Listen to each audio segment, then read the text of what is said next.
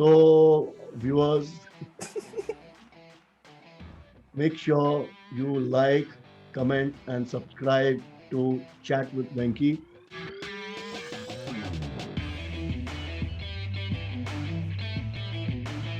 Hello everyone, welcome to another episode of Chat with Venki. Today we have a special guest. We have guests, and today we have a special guest. Someone whom I've admired for a long time since I've been playing my instrument. I've admired his music. I've admired his solo playing. I've admired all the things that he does basically. And now I'm glad to introduce him as another podcaster with this beautiful podcast, Thought Bits with Ravi Iyer. Welcome, sir. Welcome to the podcast. Thank you, Venki. It's likewise, and of course, we haven't met earlier, I guess, but it's a pleasure to be on your show. I love what you're doing. So, more than happy to be here. A fellow, a fellow Iyer, a fellow guitar player, a fellow podcaster. What more do you want? We have everything under the roof. So today I have a lot of things to check with you, to learn from you, a lot of things to be discussed on. So let's start with, how did you start with this journey? When did you pick up the instrument? Let me ask you that one. Okay, we'll cut it very short because this has been too many times. Okay, no problems. Being a Tambram family, you know how it is. Especially when your parents are into Hindustani classical and Carnatic music, two different genres in the same house. Whether harmony or fighting, I don't know, but but two different genres. Mom wanted me to learn tabla. She was very keen on me, learning Okay. the tabla. That's how I began my base of learning music with the tabla. This was at the age of 7. I continued till about the age of 12. I've given solo performances and all that, and won inter-school competitions and everything. All in tabla. Oh yeah, with the tabla, Okay. with classical proper. But fortunately or unfortunately, I lost interest in tabla after some point when I got introduced to Western music and everything. So yeah, then from there on, it's been like rock, and only rock all the way. What year are what year are we talking now? Which year is this when you picked up? 75. I started tabla in 1975. So from 75 to calculate about 7 years from there. So 82 for that matter. 82. So 80, I guess around 84 or 85, I began learning the guitar at that point of time. Wow. According to today's standards, trust me, it was too late because I was already 18 when I started. No, today's standard is too high. There are kids learning how to create application from creating coding from 5 years old. Yeah, from the age of 3. They start from the age of 3. So it's all good. It's good. Let to put in context, you have been playing the instrument a decade more than I am on this planet. I have been alive.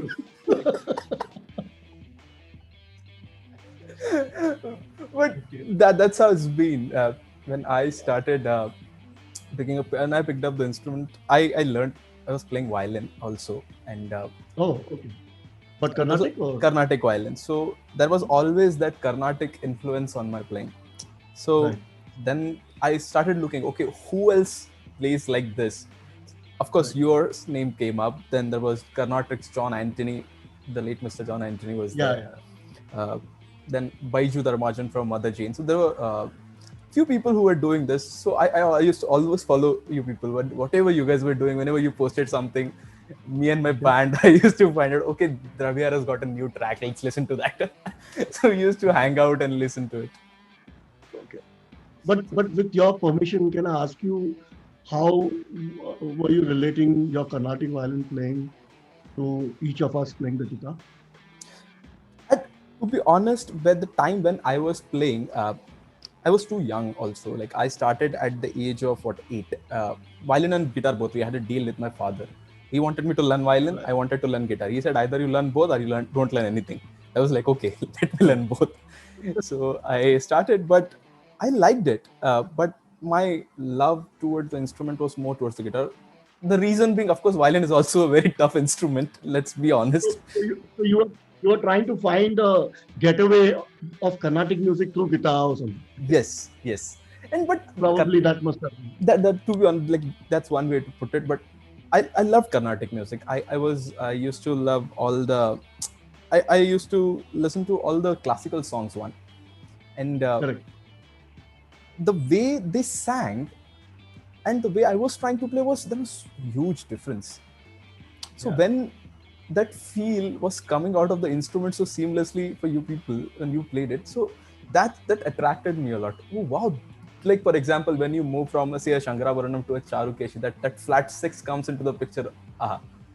That one note change and I'm sold. Okay. So I loved what the style you played. So this is how it started. So you have been playing a lot. Like what have you released? What, 5 albums? If I'm right. Yeah, I've officially released about 5. I mean, including the rock ones. Yeah, There including were the 2 rock ones. albums, and in the fusion genre, I released 3 albums.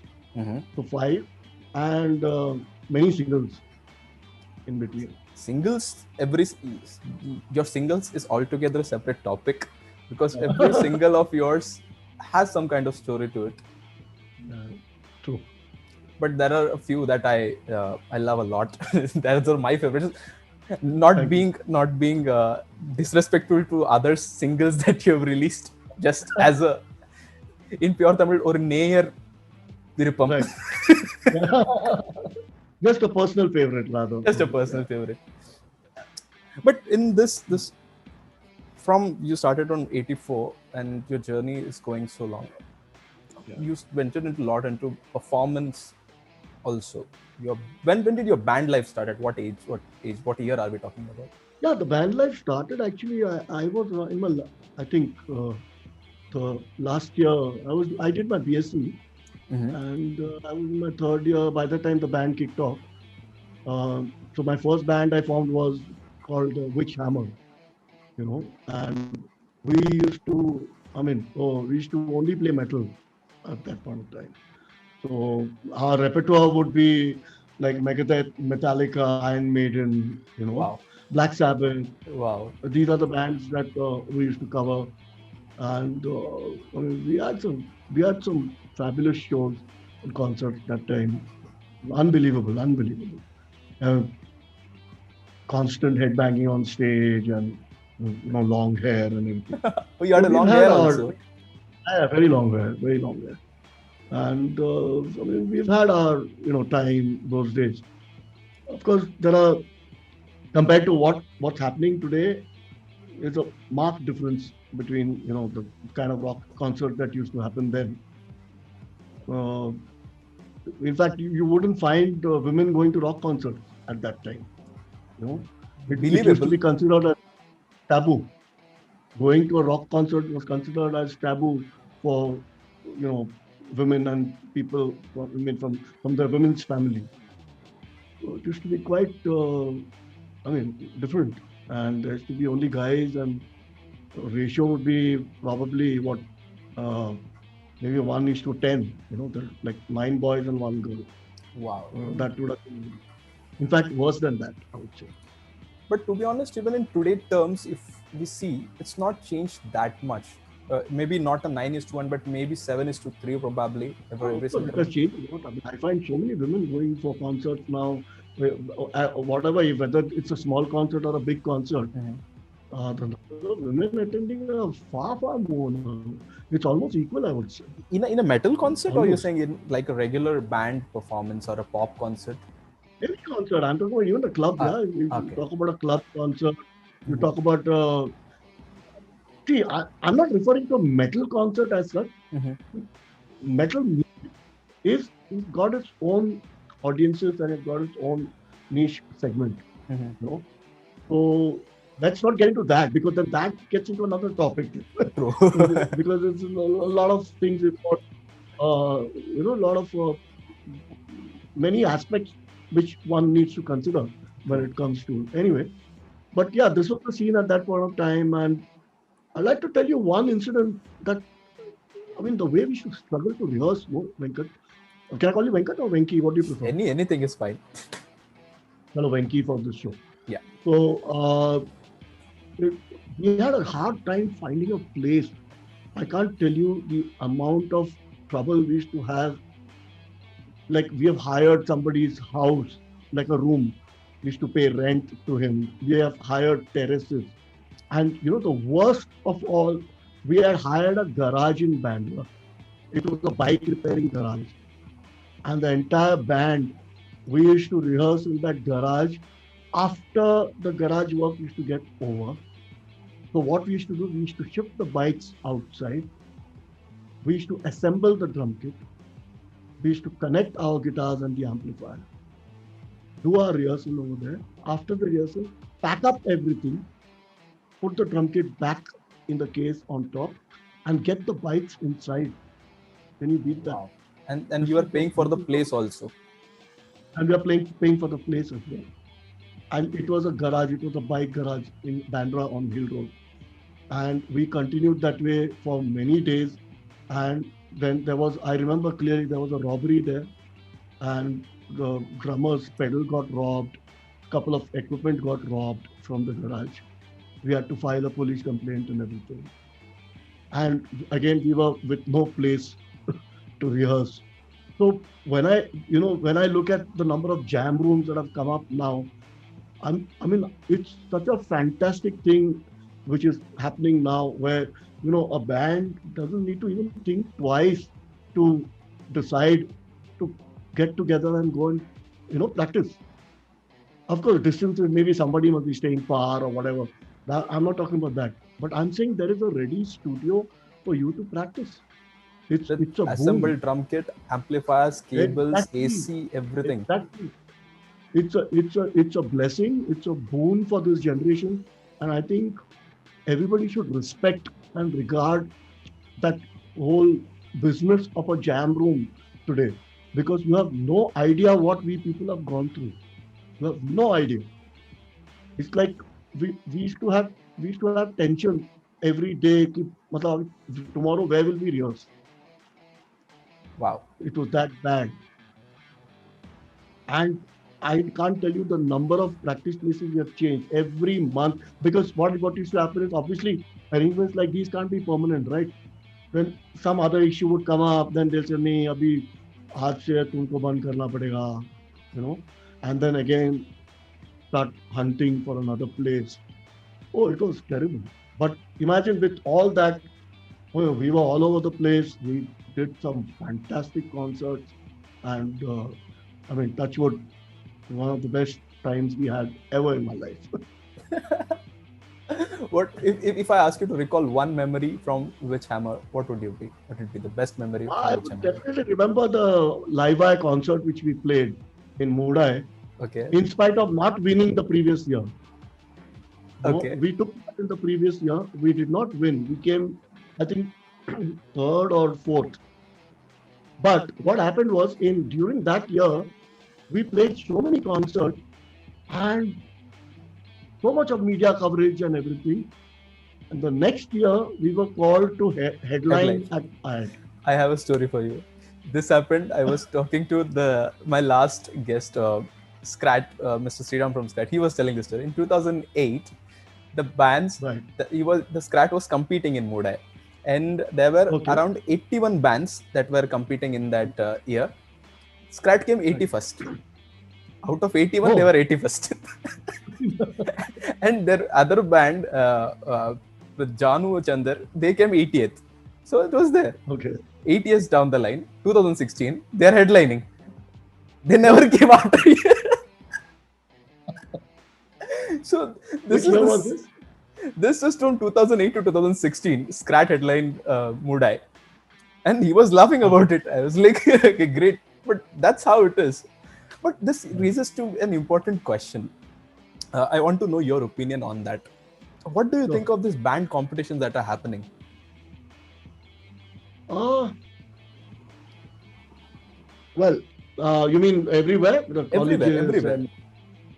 My point is, bands today are only performing in competitions. I know bands who had big name, they were known across the country, to be honest, because they won so many competitions across the country, but they Right. never came out that competition zone. Mm-hmm. What do you think of this scene now? Uh, See, I'll tell you what, competitions are required, okay, because what happens is when a band starts off, you require to enter some competition or the other, because that gives you confidence, that gives you a push, Mm-hmm. and that also shows you where you are, where you stand in comparison with. I'm not talking about winning or losing. Huh? I'm not Mm-hmm. talking about whether you win or you don't lose. Mm. I mean, whether you don't win. But it gives you a sense of confidence. It gives you a sense of belonging to a certain stage of your career, as a band.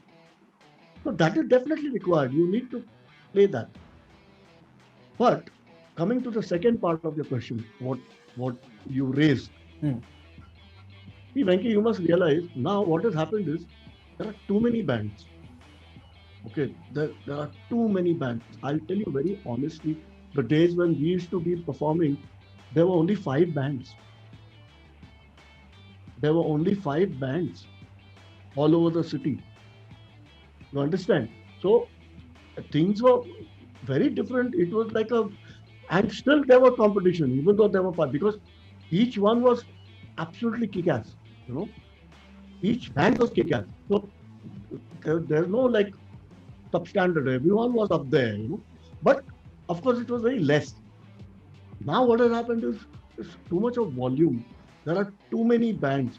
So it's becoming very difficult for bands to create a recognition for themselves and create a standing for themselves.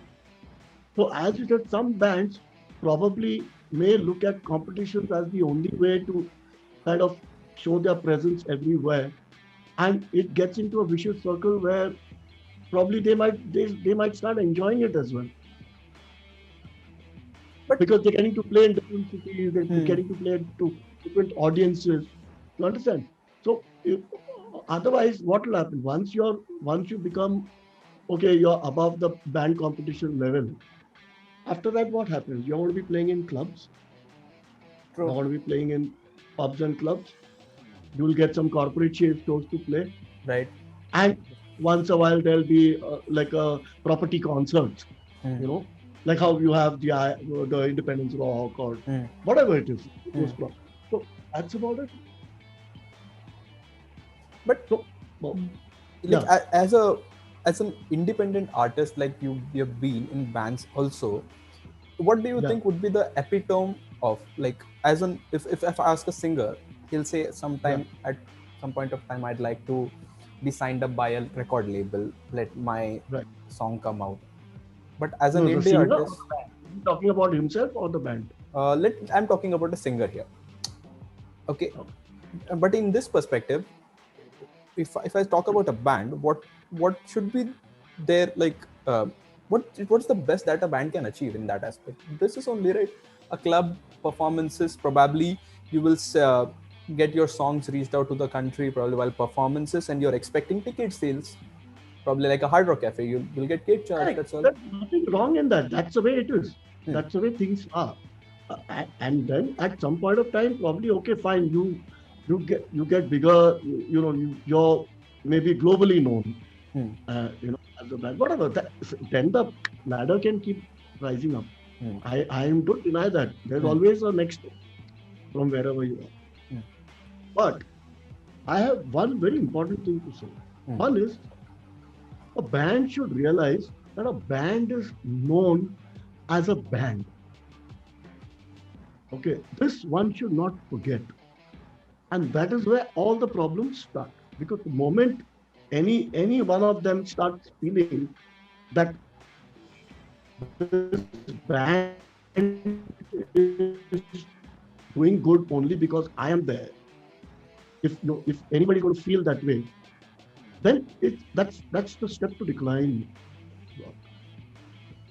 So a band is always known as a band. So when you are in a band, you must always think for the band in totality.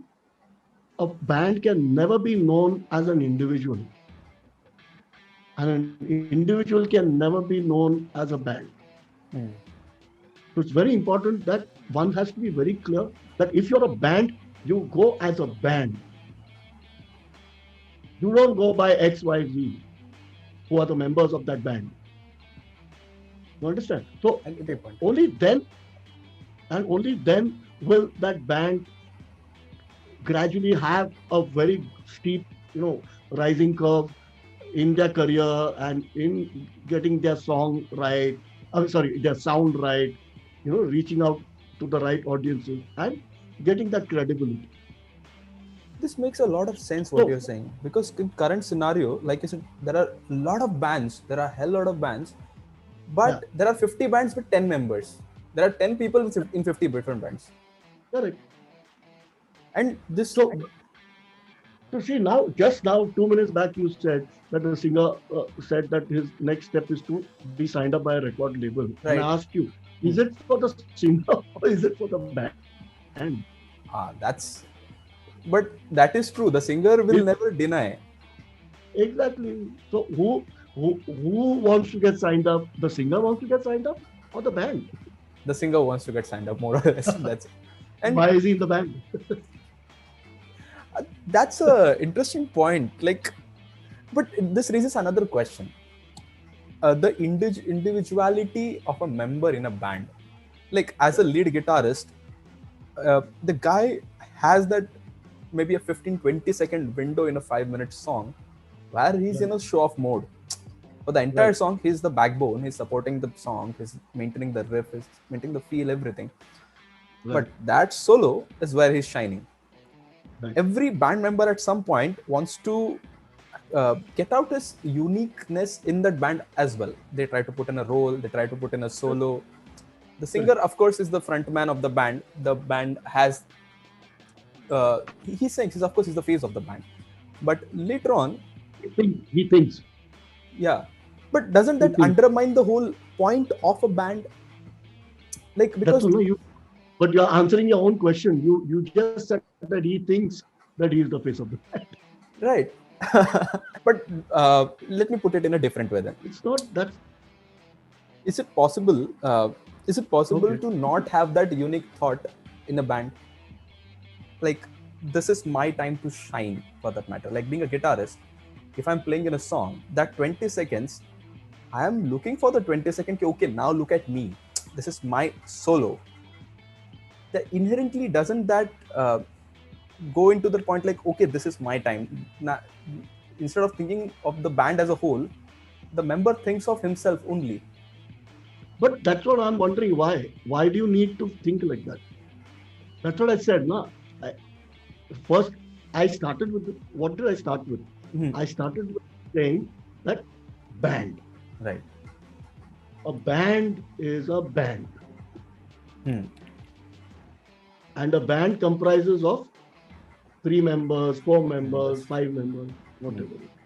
So if in a band, if somebody is craving for attention, even for 5 seconds,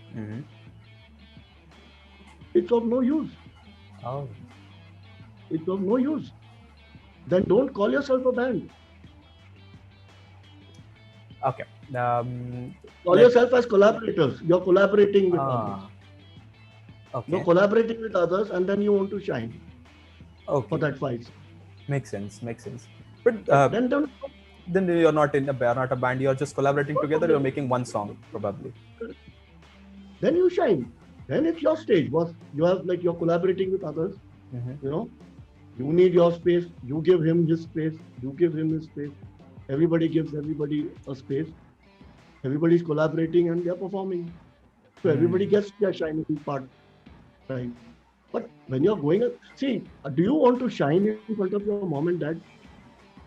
Or if you're going with your if you're with your family, are you craving for the shining time when you're with your family? No. Within the family? No. Do you need to prove anything to your mother or your father? No. It's just the whole... Not really. Being there is the thing. Exactly. It's together, right? You as a Right. family is what I will look at, right? Right. When you come to visit me as a family. I Mm-hmm. look at you as a family. Mm. So you don't find with me, you don't find the need to sign or prove something in front of your dad or mom, right? Right. Or your family. Mm. Like I'm All of unique y'all will person talk. from my family. I don't tries to prove that way. Exactly. Hmm. So for me, I look at you as a totality, as a family, right? And Right. I say, wow, what a family, what a Hmm. lovely family. I Hmm. loved, speaking to them. I loved inviting them over. Hmm. We had such a nice time. I Hmm. will always refer to you as a family. Right. Understand? I got your point. My question arised in the thought, like every musician for that matter, like a drummer would listen to a Lamb of God song, That- and he will focus on the drums a lot. Okay, this is how Chris Adler played, and he will try to hone his own skills, and at some point, okay, he wants to show his skills also. Yes. So when does the balance go up or down? That's where my thought was. Yeah. See, each one obviously will have their influences which they follow, Mm. and they are together because they want to play that kind of music, right? Mm. Otherwise, again, there is a clash, no? Because if the kind of music is not to be played similarly, then again there's another clash over there. Mm. So the very fact that they are together is because they like a certain kind of music, and obviously each one is influenced. So there's nothing wrong in getting influenced by your idols, Mm. and honing your skills, taking it to the next level, and also applying and implying within the band. There's nothing wrong in that, but it needs to be done with a lot of regard and respect for each other and acceptance of each other. So if somebody is coming and trying to show something which is new, Mhm. the other members have to regard that and see, complement each other, complement each other, see how you add value as a member in the Mhm. band, to that band. Because by you playing something or by you singing something, is it adding value to the band? So you need to add value. And apart from value, you need to also learn where to play and where not to play. And you have to have some kind of a arrangement within everybody so that everybody shines. Right. Everybody, they have to shine together. It's not only one person shining together. Because the sound of a band is one. It's one sound. See, I know we always say, in this band, I only like the guitar player. In this band, I only like the singer. We say that. I'm not denying that. Even I've said that. But over the years, with a lot of, after going through so many things in my life as well, now I realize that a band is not, you have to look at it as one sound, and you have to regard that band for that one. So if someone is weak, make the weakness your strength. So the other members have to take care of that weakness and make that weakness as a strength and put forth their product instead of, again, pointing fingers at each other. If there's a weakness, work on the weakness. This point you said, it makes me remind of Metallica, because considering the time, the bands that they were playing together and the bands that they were with, Lars was nowhere near the drum skills that the other drummers were showing. But Yeah, Metallica, the songs they had, he was perfect fit for it. correct. Their True. songs, Lars was a perfect drummer for them at that point. Absolutely. Absolutely. Absolutely. Exactly. That's what. So you can never tell that just by like now, see, we are talking the other way around. Just by an individual musician, we Mm-hmm. cannot tell whether he's good or not good, whether Mm-hmm. he's good as an individual or he's good. Mm-hmm. Only when he goes into a band that we realize how he's complementing to the band. Right. You know. So as you rightly said, otherwise you may feel that, he's not up to the mark. It's, Uh, okay, nothing great. But the moment you see him in a band, man, look at the way he's complimenting the band. It's like that. So it all depends. So that's why I say you cannot base your opinions on either ways, whether as an individual or as a band. It's about who's playing at in what circumstance, Mm. who's playing at what. Is somebody playing as a solo artist or is somebody playing in a band? Mhm. That matters a lot, and how they complement both. How are they adding value both ways? That is important. So, complete agree. This raises, I have two questions on this point. One is raises on complementing and adding value in terms of composition. One, how do you compose? Like, based on what I've spoken to the bands that I have had called on my Right. podcast, there are two different ways that I see. One is Right. the band, the founder member, with various changes, they found some stability finally with some members coming in. But Right. there is this sense of leadership that comes in, which is good, or in the band's perspective, that he is leading the band to a direction. But the person in an Right. individual direction comes into the picture. The person is okay, Right. this is what the song I was thinking, this is what I wrote, this is what the lyrics are speaking. And then there are bands who just jam, they come in, Right. they are just jamming, and they get a song out of it. Right. True. How would you used to go with Witchhammer and then later on with other bands that you were a part of? Right. Okay.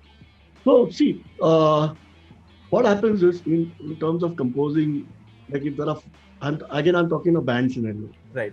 Okay. So if you take a band scenario when there are 4 to 5 guys, so what happens is everyone is not very strong in composing and arranging and visualizing a song as to how the song will turn out at the end.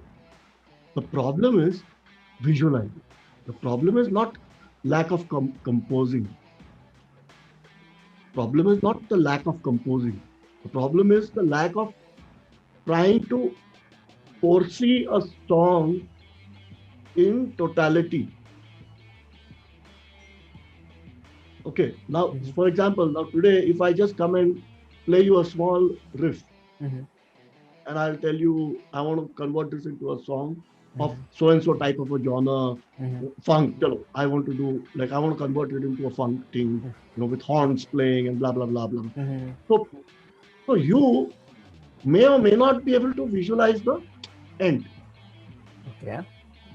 Okay, what are you expecting out of it in the end? So, you means I'm not saying you. I'm giving an example I got one point. Yeah. as a third person. Right. So, may not be able to visualize what is going to happen in the end. Right. But maybe I know what is going to happen in the end. The kind of vision that I have. So that is where these small issues crop up. So what happens is, in these points, the same goes with me also. If somebody throws an idea to me, and if I'm not able to visualize what the outcome of that riff is going to happen, I will take a step back. There is no ego in this. There is nothing to be belittled. Okay, sometimes you need to take a step back. And if, or for that matter, some people are good in certain sections to handle certain sections of a song. Somebody is good in rhythm, somebody is good in harmony, somebody is good in whatever it is. So if the other members are not really up to the mark for that, to handle that that arrangement or whatever, then there's nothing belittle to step back. Just step back, let the thing flow down. You give your inputs, whatever input you have, you give your input. You say, this is what I suggest. Then put everything together, and then let it take shape on its own. And then whoever has visualized it maximum, who's very clear, obviously one of them will be a leader. Right. But you can't help that. Someone will be a leader, but he's not proclaiming he's a leader. Understand? It's not that he's proclaiming he's a leader.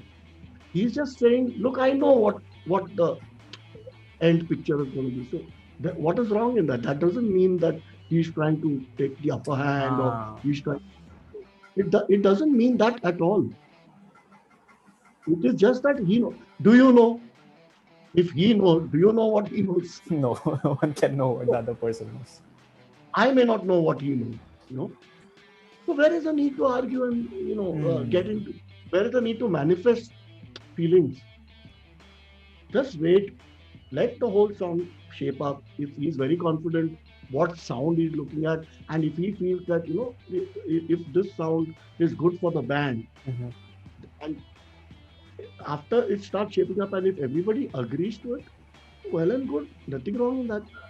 But if others are not agreeing, then it's a very simple thing. You just see how many there are. सीधा majority करो, toss करो, and end the matter. Simple. I like that. There are many times what happens is the members will say, "No, I am not liking that part. It's not going the way it should be." Then, boss, you give an alternative. Don't sit there and keep saying that I'm not liking this and I'm not liking that. Give me an alternative, no? Either you provide a solution or don't complain. Don't complain. Either don't complain or provide a solution. If you're not liking, you don't want reggae here, or you don't want these chords coming in there, and you're not liking what you are hearing, then come up with an option. Simple. Compose something, share the option, tell them, look, remove this chord chart you remove, replace it with my chord chart. Do it. But that they won't do. They'll keep complaining. And then 10 other people, they'll go and complain. What is the point? No point. I'm seeing... It's just manifestation. It's just manifestation of an unwanted feeling which is not required for a healthy musical performance. I'm now realizing a lot of bands, local bands, my friends who have seen, where I've observed this, and the bands are no more. They're not performing at all. Yeah. To be honest, even my band, we had these issues, and now we are not performing. Band is not there anymore. Everybody has gone through. Deep Purple has gone through it. So who are we? Wow. Deep Purple has gone through it. Who are we? But now, the second question that I had, not in terms of band, as a term of individual person. Now you have been through you have multiple bands you have been a part of. Then you have been, you had a chance to perform with some of the legends of Indian music on stage and collaborate with them, perform with them. Now, how does this idea of collaborating and adding value to the, let me say, maybe a temporary band, but still a band where you put a performance out, right? Or how do you want to call it that way? No, see, in terms of collaborations, I have not done many collaborations as such, but certain whatever shows I played, I've been called to play, and of course, I was very honored that I received a call, and I went and performed and everything, and that's about it. I mean, it's not that nothing was planned as such. I didn't go that way. Of course, I started my fusion band. That was my own, solo. You can say a solo band. So while I was doing my fusion, then I encountered certain opportunities. I got called for certain concerts to be played and stuff. So because see, I am not a very good sessions musician for a live performance. I may be good for recordings, maybe probably. I can do session recording and stuff, but as a live member to perform live as a session player, I'm not very good at it. It's genetically not there in me. So that's the reason why I never went out to pitch myself as a sessions live player. You understand? I never did that till date. So whoever has called me off and on, they have called, and I said, okay, I can do, if I'm able to do it and be able to satisfy that particular requirement, I went. But as I said, I'm not a regular session player, For because all session my playing. viewers who are watching, Mr. Ravi Iyer is being very humble when he says he's not good and he's not into live session. He's good. He's just setting a very high benchmark for himself. To put it No, no, no. honestly, there. No, no, no, no, no. Please don't quote me like that. I really, yeah, I'll tell you, playing sessions requires a lot of mental preparation. True. Because it needs a lot of mental preparation.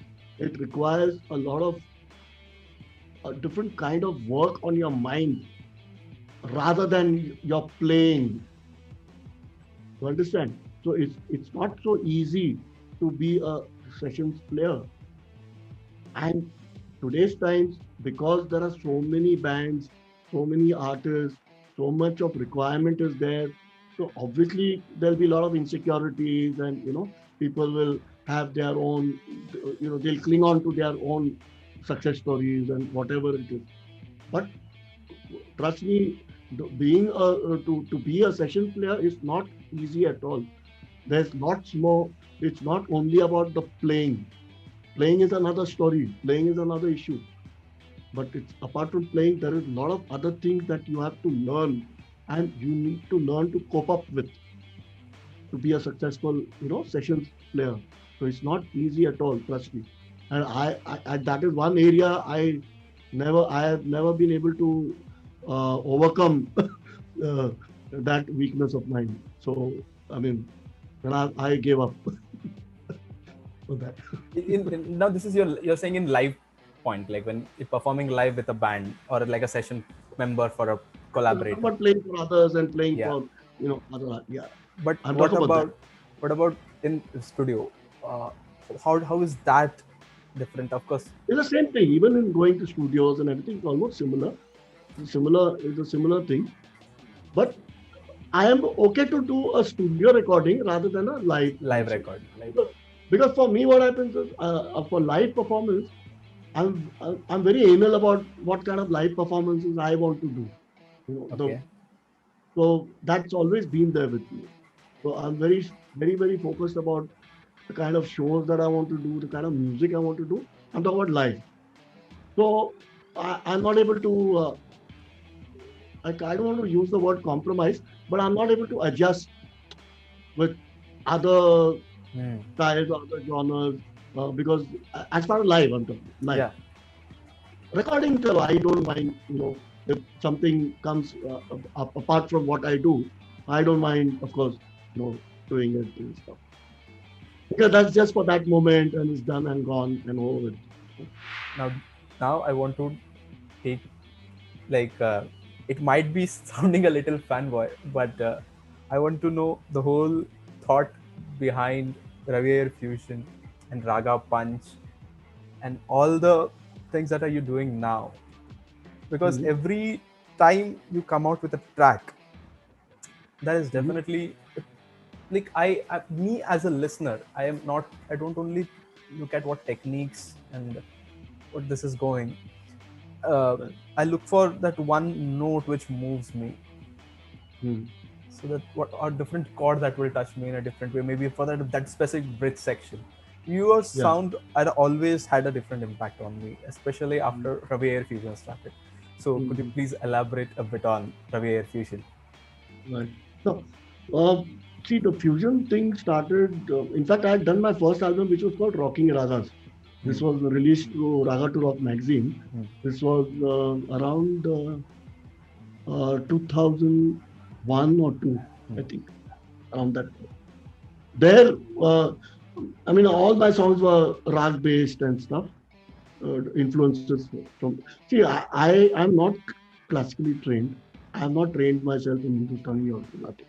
Whatever help I take from my parents when they were alive, they used to kind of guide me. But anyway, so that time in Rocking Ragas, I'd use a lot of samples and loops. So that entire album turned out to be more like a lounge album. So it came out pretty good and did well as well. And this was then, back then in 2001. There were hardly any fusion bands at that time.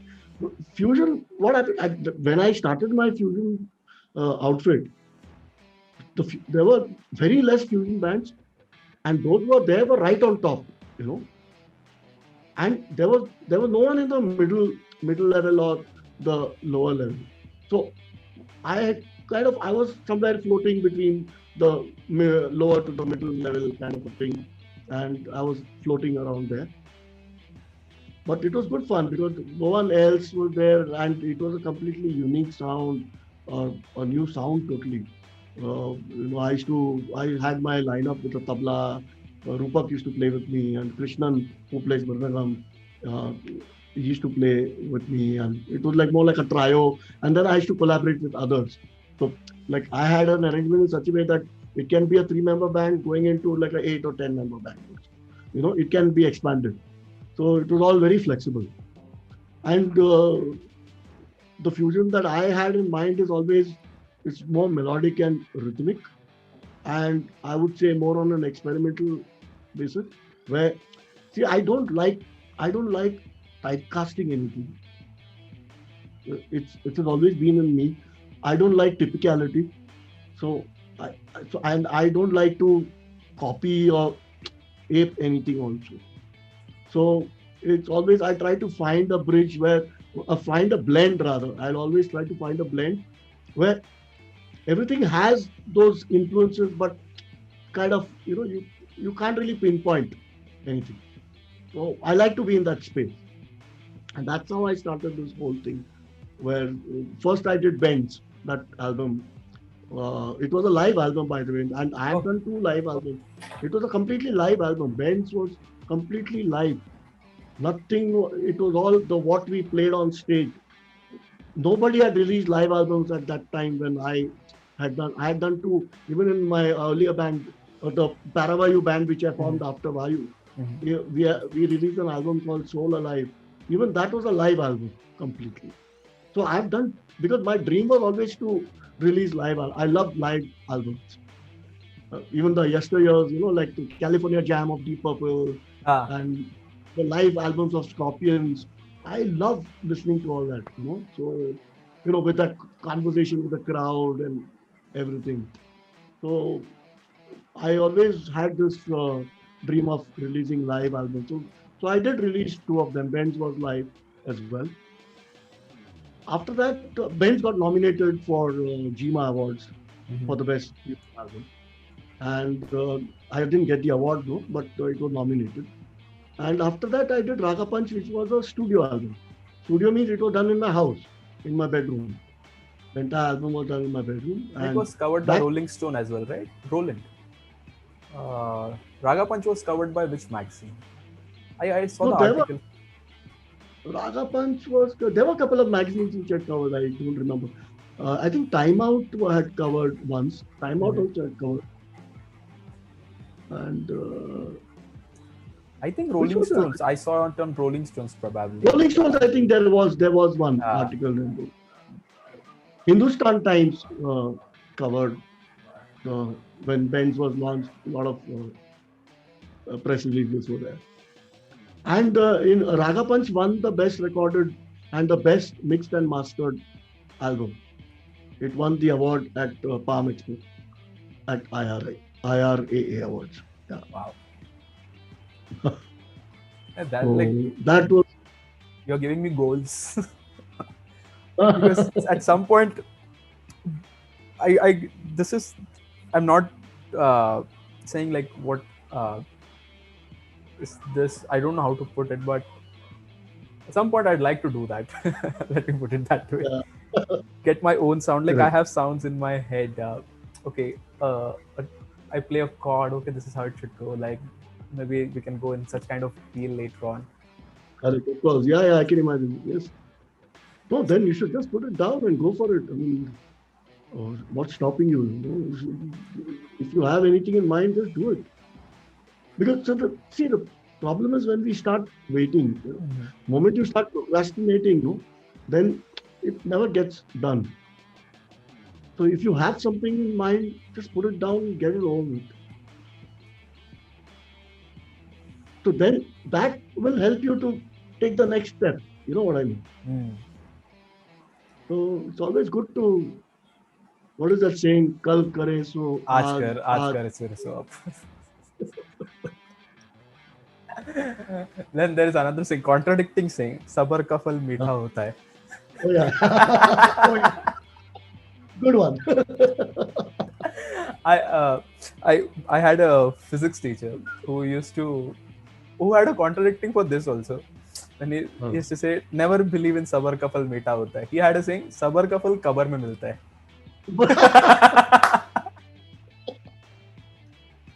Good one. Good one.